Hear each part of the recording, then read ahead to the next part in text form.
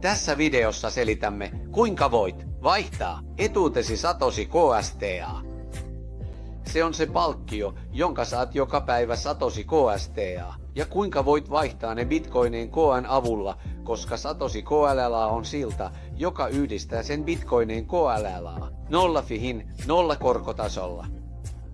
Joten ensimmäiseksi kirjoitamme PancakeSwap Finance-hakukoneeseemme.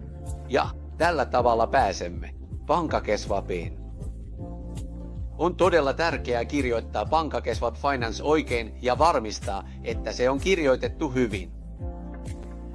Kun olemme jo PancakeSwapissa, painamme Connect-näppäintä. Connect-näppäin auttaa meitä yhdistämään lompakkamme. Kun olemme yhdistäneet lompakkamme, näemme BNB Cake-parin. Ja meidän täytyy laittaa pariksi Satoshi K, jonka olemme jo lisänneet PancakeSwapiin.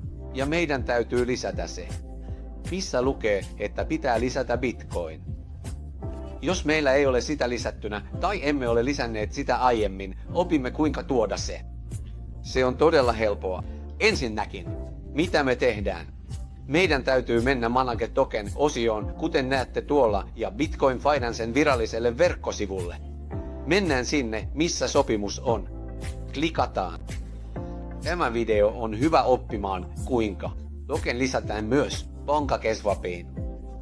Joten Bitcoin Mundo Financen sopimuksesta menemme tänne Btam-sivustolle, kopioimme linkin. Se on Bitcoinin sopimuslinkki. Ja palaamme PancakeSwapiin. Lisätään se hakukenttään, ja jos se ei näy, mennään Manage Token-osioon. Kuten näette, Manage Token täällä. Ja valitaan tokenit ja lisätään se. Näin näet, että voimme tuoda sen. Selvä. Ja meillä on se.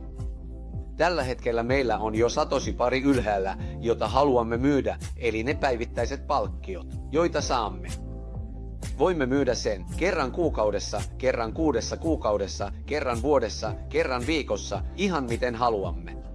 Laitamme Satoshi KN ja meillä on vastineina Bitcoin KLLA. Näette alhaalla ja sitten alhaalla slipats on 01.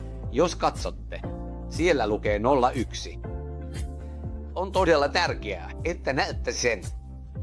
Klikataan tästä, jotta näette kuinka se muokataan ja näette, että se on asetettu 01. Asetamme sen 0.